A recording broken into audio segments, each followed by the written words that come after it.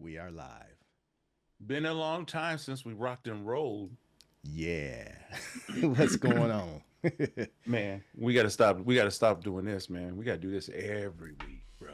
I mean, if we can. How you doing? I'm doing, man. I'm doing. I'm doing. Yeah. So, excuse me. Which one are we doing today, my guy? Today it's gonna be Lisa and the Cult Jam. With Okay. Cult Jam, yeah. We're doing If I Take You Home. I Okay. wonder if I take you home. That's the name of the song, and But we know it as Will You Love? Will you? I wonder if I take you home, will you still be in love with me, baby? Because I yeah, need you tonight. yeah. This Well, this she was hella fine back in the day. hmm This joint dropped in 1985, and Yeah. of course the songwriters. You got Kurt Beto, Jerry Charles, Hugh L. Clark, and then what looks like the George brothers, Mm-hmm. Brian, Lucien, and Paul. And then it was produced by Full Force, Yeah. Yep. Don Ariolo, and Jurgen Cordules. I don't know. I They butchered that name, but yeah. they found her talent in a joint.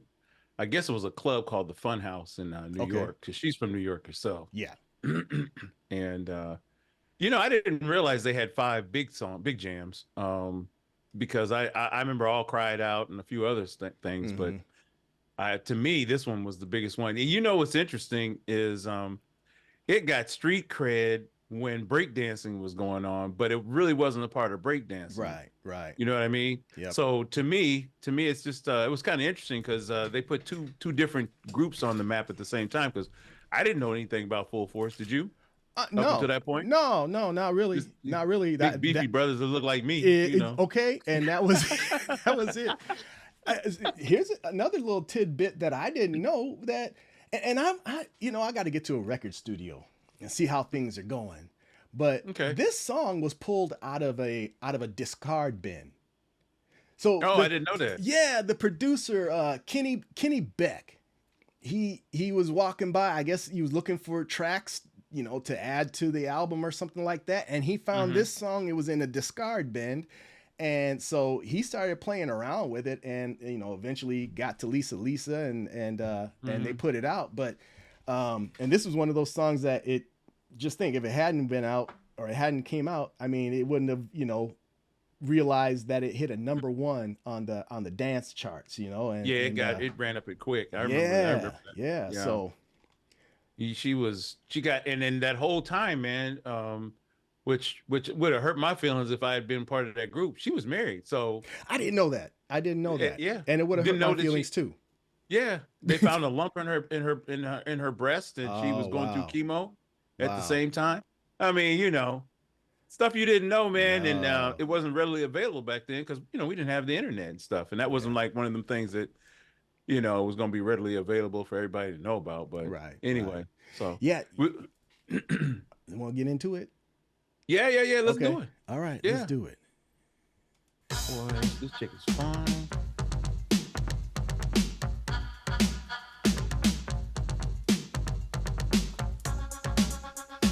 Woo-wee!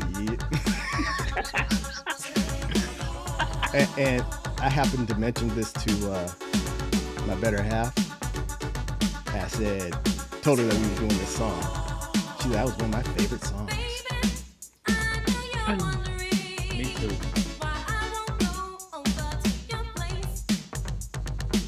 She got the haircut and everything too. And she was holding out the whole time.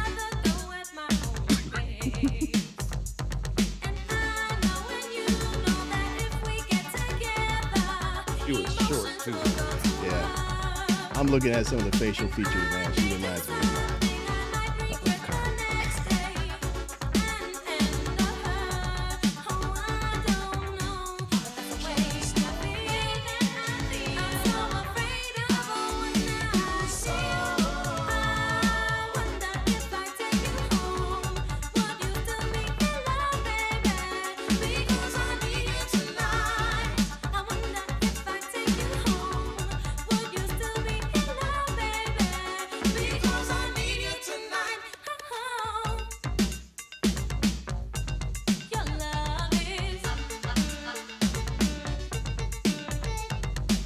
Okay. Wasn't he playing the accordion or some stuff? Yeah, he was playing something, but you know who he reminds me of? Who? Humpty. Who? Humpty. Oh. Look at him. Yep.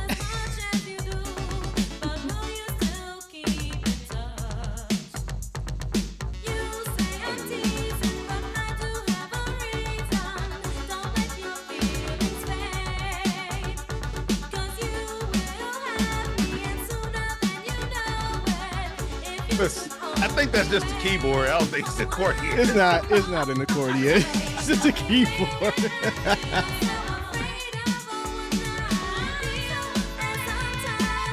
Oh, okay. I ain't seen that one before. Unicorn.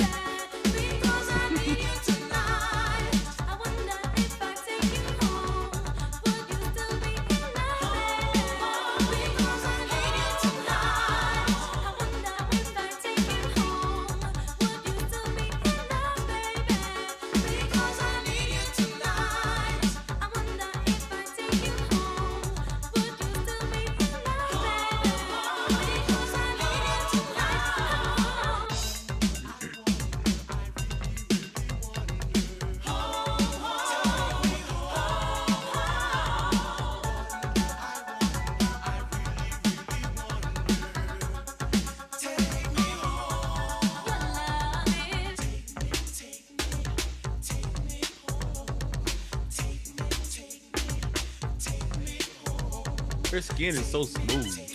I know. You want to touch it?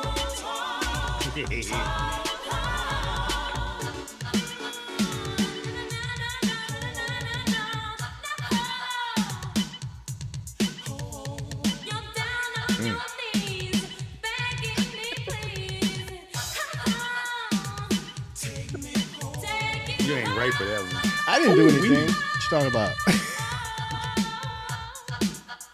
Body rolls were big back then. Yeah, it was.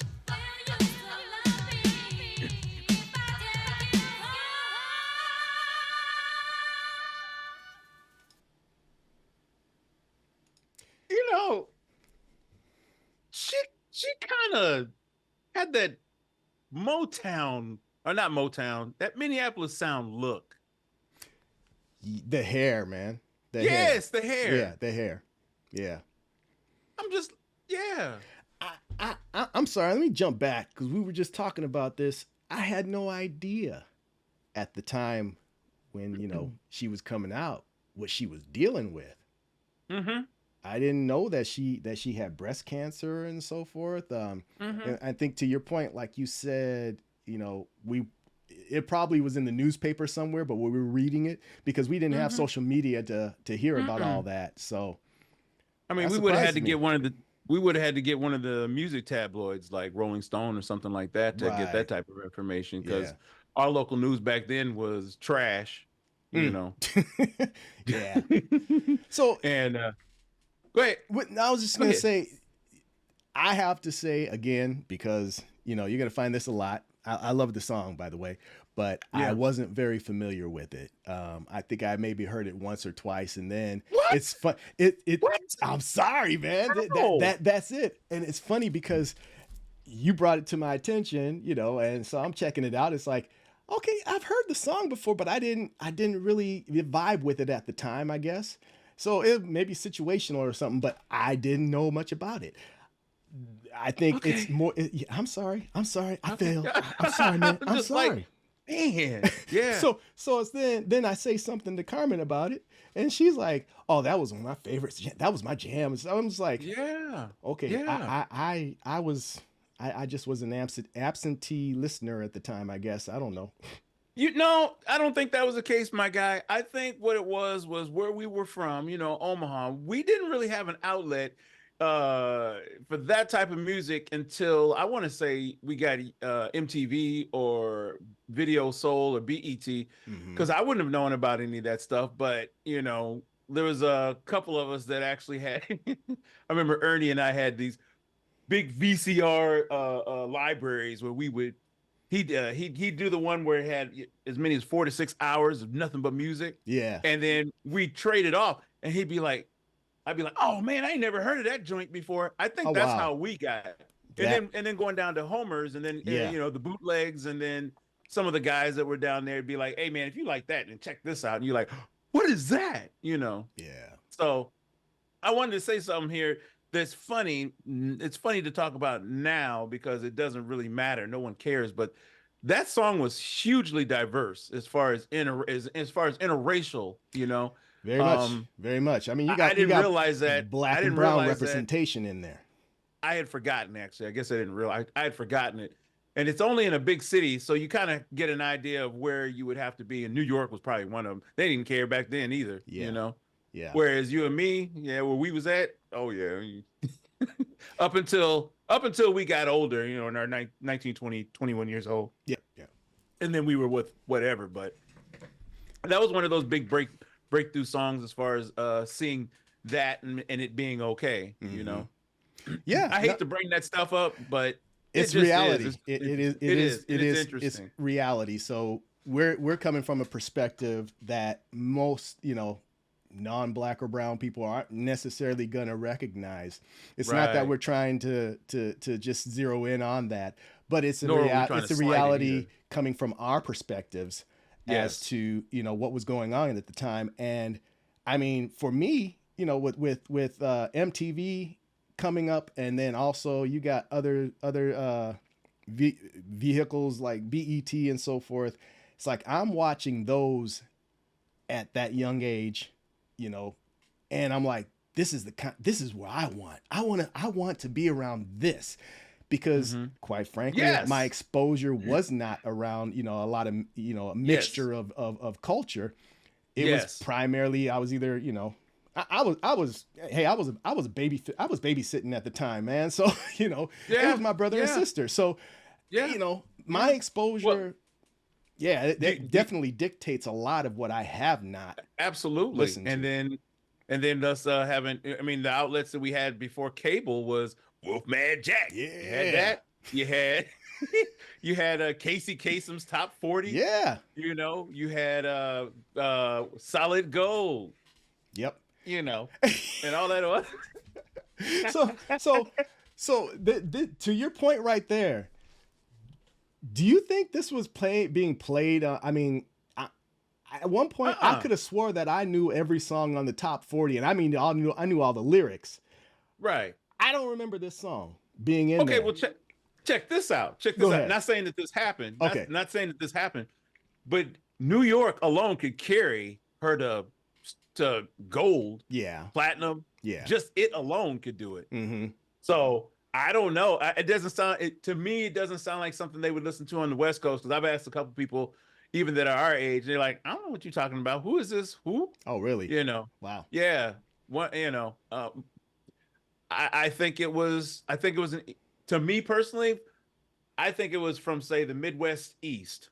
It was one of those type of joints, and I'm not even sure about the South, because I don't know. I have no idea. I couldn't tell you. I wasn't down here then. Yeah.